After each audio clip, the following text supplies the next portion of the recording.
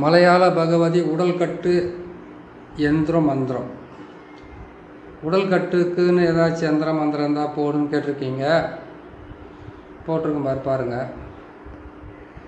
உடல்கட்டு மந்திரன்றது கேட்டிங்கன்னாக்கா பல வகையில், அதாவது கேட்டிங்கன்னாக்கா ஐயனார் உடல்கட்டு மந்திரம் இருக்குது. அதுக்கப்புறம் கேட்டிங்கன்னா மாடன் உடல்கட்டு மந்திரம் இருக்குது. கணபதி உடல்கட்டு மந்திரம் இருக்குது. சிவன் உடல்கட்டு மந்திரம் இருக்குது. சக்தி உடல்கட்டு மந்திரம் இருக்குது. முருகப்பெருமானுடைய உடல்கட்டு மந்திரமும் இருக்குது. எல்லா தேவதைகளுக்கும் உடல்கட்டு மந்திரம் இருக்குது. ஆனால் மலையாள பகவதியினுடைய உடல்கட்டு மந்திரமே அது ரொம்ப ஒரு பெரிய விஷயமா இருக்கும். அது புரியுதுங்களா? அந்த உடல்கட்டு மந்திரத்தை நம்ம பிரயோகம் பண்ணி நம்ம எவ்வளோ பெரிய நம்மளை காப்பாற்றிக்கிறதுக்காக தான் உடல்கட்டு மந்திரம். மாந்திரிகம் செய்கிற ஒவ்வொருத்தரும் அஷ்டகர்மத்தை நம்ம செய்யணுன்றதுக்காக நம்ம செய்கிறோம், இல்லைன்னு சொல்லலை. ஆனால் அந்த அஷ்டகர்மத்தை செய்யணும்னு கேட்டிங்கன்னாக்கா அதுக்கு நம்ம உடம்புக்கு தகுந்த மாதிரி உடல்கட்டு மந்திரம் கரெக்டாக இருந்தால் தான் அது வேலை செய்யும். இல்லைனாக்கா அது வேலை செய்யறதுக்கு நம்மளுக்கு தொல்லை கொடுக்கறதுக்கு ஆரம்பிச்சிடும். அந்த உடல்கட்டு மந்திரம் போடாமல் நம்ம போய் மாந்திரிகத்தை பிரயோகம் பண்ணுறதுக்கு ஆரம்பிச்சிட்டோம்னாக்கா அதுவும் ஒரு பிரச்சனை தான். பிரச்சனைகளை வளர்த்துக்கிட்டே தான் போகுமே தவிர இது மட்டும் குறையறதுக்கு வாய்ப்பே கிடையாது. அதான் கேட்டிங்கன்னாக்கா புவனேஸ்வரி, பராசக்தி, அகிலாண்டேஸ்வரி, புரியுதுங்களா, உமையவள், பத்ரகாளி, இவங்கெல்லாம் கேட்டிங்கன்னாக்கா இவங்களுடைய இதில் வரக்கூடியவங்க தான் இந்த நம்ம பகவதி, மலையாள பகவதி மாந்திரீக உடல்கட்டு மந்திரம். சரிங்களா? இந்த உடல்கட்டு மந்திரத்தை போடுறதுக்கு முன்னாடி என்ன பண்ணணும்னு கேட்டிங்கன்னாக்கா எந்த வேலை செய்கிறதா இருந்தாலும் அஷ்டகர்மத்தில் பசியம், மோகனம், ஸ்தம்பனம், பேதனம், வித்வேஷனம், ஆக்ரோஷனம், அதுக்கப்புறம் பார்த்திங்கன்னாக்கா எல்லாமே 8 வகையான மாறணும். இது 8 வகையான மாந்திரிகத்தை நீங்கள் பிரயோகப்படுறதுக்கு எந்த வேலையாக இருந்தாலும் முதல்ல நீங்கள் போட வேண்டியது பார்த்தீங்கன்னாக்கா உடல்கட்டு மந்திரம். உடல்கட்டு மந்திரத்தை போடாமல் எந்த வேலையுமே செய்தாலுமே அது பலிதமாகதோ இல்லையோ உங்களுக்கு உபாதையை உருவாக்காமல் இருக்கணும்னு கேட்டிங்கன்னாக்கா அதுக்கு நீங்கள் உடல்கட்டு மந்திரத்தை போட்டே ஆகணும். உடல்கட்டு மந்திரத்தை போடுறதுக்கு முன்னாடி தொட்டாச்சி நீங்கள் இருக்குது பார்த்தீங்களா, தொட்டாசி நீங்கள் எடுத்துக்கணும். ஆடு தின்னாம்பாலை எடுத்துக்கணும். ஆடாதோடனுடைய வேர் எடுத்துக்கணும். இது 3த்தையும் எடுத்து உங்கள் உடம்புக்குள்ளே பார்த்தீங்கன்னாக்கா அப்புறம் சிவனார் வேம்புன்னுவாங்க. சிவனார் வேம்பு வாங்கிட்டு வாங்க. சிவனார் வாங்கிட்டு இது எல்லாமே ஒன்றா சேர்த்து நீங்கள் ஒரு தாயத்தை போட்டுக்கணும் கழுத்தில். அது போட்டுக்கிட்டதுக்கப்புறம் கேட்டிங்கன்னாக்கா இந்த சிவனார் வேம்பு, அதுக்கப்புறம் கேட்டிங்கன்னாக்கா இந்த தொட்டாச்சி நீங்கள் ஆடு தின்னாம்பாலை, ஆடாதோட இது மொத்தத்தையும் கரெக்டாக எடுத்துக்கோங்க. எடுத்துன்னு கரெக்டாக நீங்கள் செய்து அந்த தாயத்துக்குள்ளே அடைச்சி முதல்ல நீங்கள் போட்டுக்குங்க. தொட்டாசி நீங்கள் எடுக்கணும்னு கேட்டிங்கன்னாக்கா புதன்கிழமை, வளர்பிரியாக இருந்தால் திங்கக்கிழமை அன்றைக்கி எடுங்க. வெள்ளிக்கிழமை எடுக்கலாம். ஆனால் அன்றைக்கி பார்த்திங்கன்னா சுக்கிர பகவான் வரைக்கும் உச்சம் ஆட்சி ஏதாச்சும் ஒன்றுலேருந்து எடுத்தால் ரொம்ப நல்லா வேலை செய்யறதுக்கு ஆரம்பிக்கும். அப்புறமா பார்த்திங்கன்னாக்கா இன்னொரு விஷயம், நம்ம ஆடு தின்னாம்பாலை இருக்குது பார்த்தீங்களா, ஆடு தின்னாம்பாலை எடுக்கணும்னு கேட்டிங்கன்னாக்கா திங்கக்கிழமை தான் எடுக்கலாம், ஞாயிற்றுக்கிழமை தான் எடுக்கணும். அதை மற்ற நாளில் எடுக்கக்கூடாது. ஞாயிற்றுக்கிழமை எடுக்கிறது ரொம்ப நல்லது. திங்கக்கிழமை செவ்வாய்க்கிழமை கூட எடுத்துக்கலாம். அது தாராளமாக எடுத்துக்கலாம். மங்களவாரம் சொல்லக்கூடிய செவ்வாய்க்கிழமையில் நீங்கள் எடுத்து அதை நீங்கள் யூஸ் பண்ணிக்கோங்க. அது எடுத்துட்டிங்களா, தாயத்தை செய்து நீங்கள் போட்டுக்கிட்டீங்களா, போட்டதுக்கப்புறம் பார்த்தீங்கன்னாக்கா அந்த தாயத்தை செய்து நீங்கள் போட்டுக்கிட்டதுக்கப்புறம் இந்த உடல்கட்டு மந்திரத்தை நீங்கள் போட்டு சொல்லி ஒரு வாரம் வரைக்கும் நீங்கள் அதை மனசுக்குள்ளே நீங்கள் அதை பதிய வைக்கணும். பதிய வைக்கிறதுக்கு முன்னாடி நீங்கள் நான்வெஜ்ஜு சாப்பிடக்கூடாது. தீட்டு கணவன் மனைவியாக இருந்தாக்கா ஆண் பெண் சேர்க்க இருக்கக்கூடாது. ஒரு டெத்துக்கு போகக்கூடாது. அதே மாதிரி கேட்டிங்கன்னா ஒரு பெண்ணு புஷ்பவதி ஆனாக்கா அங்கே போகக்கூடாது. அந்த சாப்பாடெலாம் சாப்பிடக்கூடாது. அதுக்கப்புறம் கேட்டிங்கன்னாக்கா ஒரு பெண்ணு குழந்தை பெற்று இருந்தாக்கா அந்த வீட்டில் போய் சாப்பிடுவாங்க. இந்த தீட்டு எல்லாம் படாமல் ஒரு வாரம் இல்லைன்னா ஒரு மண்டலம் 48 நாள் இந்த காலத்துலலாம் யாரும் கரெக்டாக இருந்தாலும் சாமிக்காகவோ இவங்க செய்கிற தொழிலுக்காகவோ யாரும் இருக்க போகிறதில்ல. அதனால் நீங்கள் என்ன பண்ணுங்க, ஒரு வாரம் 7 நாளாவது இருங்க. 7 நாளாவது கரெக்டாக என்ன பண்ணுங்கன்னா ஒரு பொழுதோடு இருந்து இந்த மலையாள பகவதியினுடைய உடல்கட்டு மந்திரத்தை நீங்கள் பிரயோகம் பண்ணி நீங்கள் தாராளமாக நல்லபடியாக நீங்கள் அது போட்டு செய்துட்டாவே செய்து முடிக்கணும். செய்து முடிக்கிறதுக்கு முன்னாடி நீங்கள் இந்த உடல்கட்டு மந்திரத்தை செய்யறதுக்கு முன்னாடி முதல்ல மயானத்துக்கு போகணும். மயானத்தில் போட்டு எரிமேடை இருக்குதா, அந்த எரிமேடை இருக்குதா, இல்லை எரிமேடை இல்லைன்னா கூட பரவாயில்ல, எங்கேயாவது பணத்தை எரிச்சிருக்காங்களா, அந்த எரிச்ச இடத்துல போய் உக்காந்துன்னா அந்த சாம்பலுக்கு பக்கத்தில் ருத்ரனுடைய விபூதின்னு சொல்லுவாங்க. அது புரியுதுங்களா? அங்கே போயிட்டு என்ன பண்ணிக்கிட்டா முதல்ல 4 பக்கமும் கற்பூரம் கொளுத்திட்டு நீங்கள் என்ன பண்ணுறீங்கன்னாக்கா மனசார வேண்டிக்கணும். ருத்ர பகவான்கிட்ட இருந்து மனசார வேண்டிக்கங்க. இந்த மாதிரி வந்து நான் அந்த மாந்திரிகத்தில் வந்து தொடக்கூடிய எல்லா பொருளுமே வந்து எனக்கு பலிதமாகணும், சொல்கிறது வந்து வார்த்தை பலிதம் இருக்கணும், செய்கிற தொழில் பலிதம் இருக்கணும், மக்கள் வந்து நம்பி வர்றவங்களுக்கு உண்டான செய்து கொடுக்குற எல்லா வேலையுமே வந்து நல்லபடியாக நடக்கணும்னு நீங்கள் செய்துக்குங்க. செய்து கொடுத்து அவங்க ஏதாச்சும் ஒரு மிஸ் பண்ணிட்டு தவறானாக்கா எந்த தப்பும் கிடையாது. நீங்கள் செய்து கொடுக்கறதுல வந்து கொஞ்சம் எனக்கு இந்த மாதிரி உதவி செஞ்சு ருத்ரபூமியில் போய் உக்காந்து நீங்கள் மனசார வேண்டிக்கிட்டு அதை முடிச்சுக்கிட்டு அங்கேருந்து கற்பூரத்தை கொளுத்திட்டு அங்கேருந்து வந்தோடனே என்ன பண்ணி ஹரிச்சந்திரன் சொல்லுவாங்க இல்லையா, இடுகாடு, அந்த இடுகாட்டான வந்து ஒரு கற்பூரத்தை கொளுத்துங்க. கொளுத்தி முடிச்சுட்டு அதுக்கப்புறம் 2 இடத்துல முடிச்சிட்டிங்களா, பிள்ளையார் கோயில் எங்கே இருந்தாலும் பரவாயில்ல, அரச மரம் பிள்ளையாருங்கிற எந்த பிள்ளையார் கோயிலாக இருந்தாலும் அந்த பிள்ளையார் கோயிலாண்ட போயிட்டு உக்காந்து ஒரு 10 நிமிஷம் உக்காந்து உங்கள் மனசுக்குள்ளே இருக்கிறத வந்து தெளிவாக சொல்லிவிட்டு, அரச மரம் பிள்ளையாராக இருந்தாக்கா உங்களுடைய பேரை வந்து ஒரு செம்பு தகட்டில் எழுதி அந்த செம்பு தகட்டிலே வச்சு என்ன பண்ணுறீங்கன்னு கேட்டிங்களானாக்கா, நீங்கள் கரெக்டாக வந்து அந்த அரச மரத்தில் அடிச்சுட்டு பிள்ளையாருடைய இப்போ கால் பாதத்தான கற்பூரத்தை போட்டு கொளுத்திட்டு அங்கேருந்து என்ன பண்ணி அவர் காலை தொட்டு கும்பிட்டு அதுக்கப்புறம் வந்து என்ன பண்ணி கேட்டிங்கனாக்கா ஒரு 3 முறை தலைக்கு வந்து தண்ணியை வந்து தெளிச்சிக்கிட்டு, இல்லைனாக்கா நீங்கள் தீர்த்த மாதிரி எதாவது தெளிச்சிட்டு உக்காந்து இது என்ன பண்ணாக்கா உடம்பு மேலே வந்து நம்ம கீழே கட்டுற வேட்டி லுங்கி இல்லை நீங்கள் வந்து இந்த சாமிக்காக நீ போட்டிருக்கிறது எந்த பொருள் இருந்தாலும் அதை மட்டும் தான் நீங்கள் கரெக்டாக பார்த்து செய்யணும், கட்டிக்கணும். அதை விட்டுட்டு வந்து நம்ம ஏதாவது ஒரு துணியை கட்டிக்கிட்டு உட்காந்து மந்திரத்தை சொல்கிறோன்னு சொல்லக்கூடாது. இதை பார்த்து கரெக்டாக செய்யுங்க. அப்படியே வந்து இல்லைனாக்கா விநாயகர் பெருமாள் இல்லாட்டாக்கா முருகப்பெருமான்கிட்ட போய் உட்காந்து கோயில் அதை சுப்பிரமணியர் கோயிலில் போய் உக்காந்துக்கிட்டு இந்த மந்திரத்துங்களை சொல்லி நீங்கள் மனப்படம் பண்ணிக்கிட்டு வரணும். சரிங்களா? அது மாதிரி செஞ்சால் தான் அது வந்து கரெக்டாக வரும்.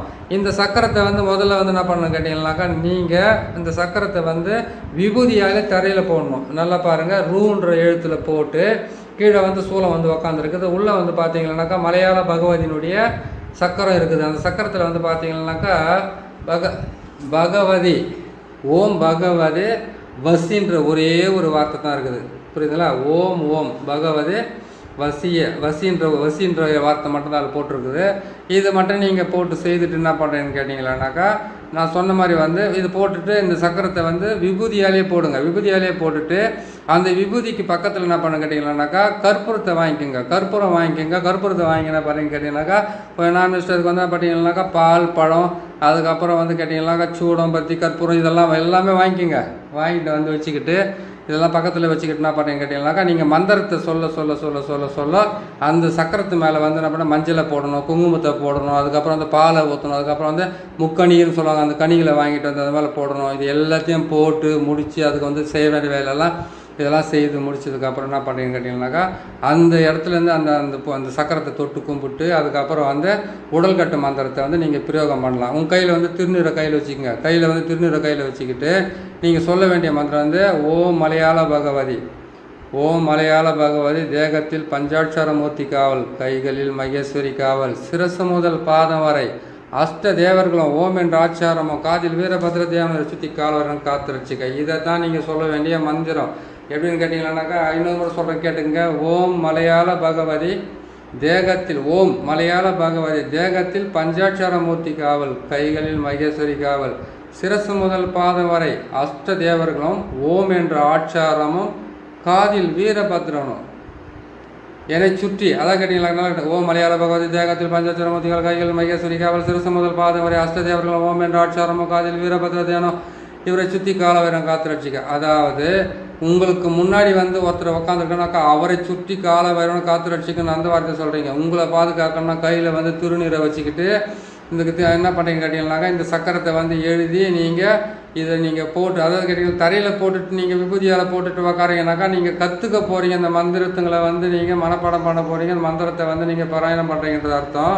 இதே சக்கரத்தை வந்து நீங்கள் தகட்டில் எழுதி அந்த தகட்டோடு சேர்த்து அஷ்டகந்தமும் கட்டுச்சாந்தி, இதை அஷ்டகந்தம், புணுக்கு, ஜவ்வாது, கஸ்தூரி இதையெல்லாம் சேர்த்து நீங்கள் மையாக்கி அந்த மையை வந்து வச்சு நீங்கள் செய்துட்டு இது வந்து தேக சுத்தி பண்ணிக்கணும். அதுக்கப்புறம் மந்திரத்தினுடைய மந்திர சுத்தி, அதுக்கப்புறம் கேட்டிங்கனாக்கா எந்திர சுத்தி, அதுக்கப்புறம் இதெல்லாம் செஞ்சிடணும்.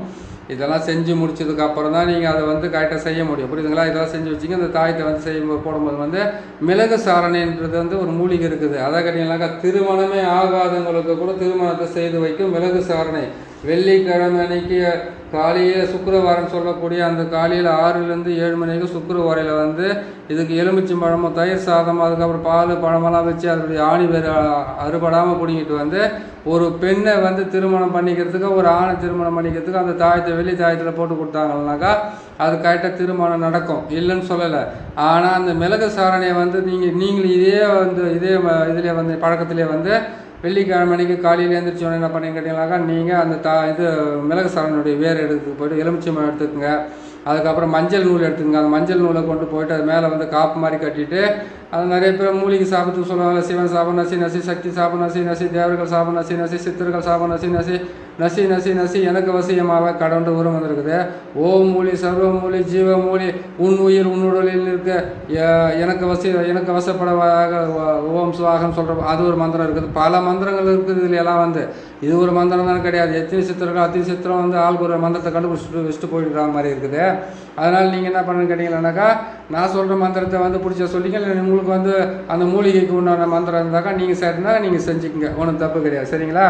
அது செய்து முடிச்சுட்டு நான் பண்ணி கேட்டிங்கன்னா அது கொண்டு வந்து நீங்கள் தாயத்தை வெள்ளி தாயத்தில் போட்டுட்டு கட்டலாம், வலது கையில் கட்டிக்கலாம், இடுப்பு கட்டிக்கலாம், கழுத்தில் கட்டிக்கலாம். இது கட்டிக்கிட்டு வந்து என்ன பண்ணிங்கன்னாக்கா அதுவே அதுக்கப்புறம் நான் சொன்ன மாதிரி தொட்டாசி நீங்கள் ஆடுது நம்பால் ஆடாதோட வேறு இது எல்லாமே கொண்டு வந்து போடணும். நம்ம ஒரு மாந்திரிக சேரங்களை வந்து பார்த்திங்கனாக்கா அஷ்டகர்ம மூலிகைன்னு வந்து பார்த்திங்கனாக்கா 8 வகையான மூலிகை இருக்குது. ஆனால் இதுங்களில் வந்து சில மூலிகைகளை பார்த்திங்கனாக்கா உடல் கட்டு மந்திரத்துக்காகவும் நம்ம ஏவி விடக்கூடிய ஏவுலங்களுக்காக உண்டான மந்திரங்கள்லாம் பல மந்திரங்கள்லாம் தண்டனை இருக்குது. உடல் கட்டு மந்திரத்தை நல்ல மந்திரத்தை போடுன்னு சொல்லிட்டு ஒரு கேட்டிருக்கேன் நிறைய பேர். ஆனால் உடல் கட்டு மந்திரத்தை நான் போட்டிருக்கிறேன். அதுவும் மலையாள பகவதியினுடைய உடல் கட்டு மந்திரத்தை போட்டிருக்கேன். எந்திர மந்திரம் 2மே போட்டிருக்கேன் பாருங்கள். இதை பார்த்து நீங்கள் கரெக்டாக செய்து கொடுங்க மற்றவங்களுக்கு. இது வந்து பார்த்து செய்யறதுக்கு முன்னாடி இந்த அச்சாரத்தை போட்டுக்குங்க. இந்த அச்சாரத்தை போட்டுட்டு நீங்கள் கரெக்டாக எழுதிக்குங்க.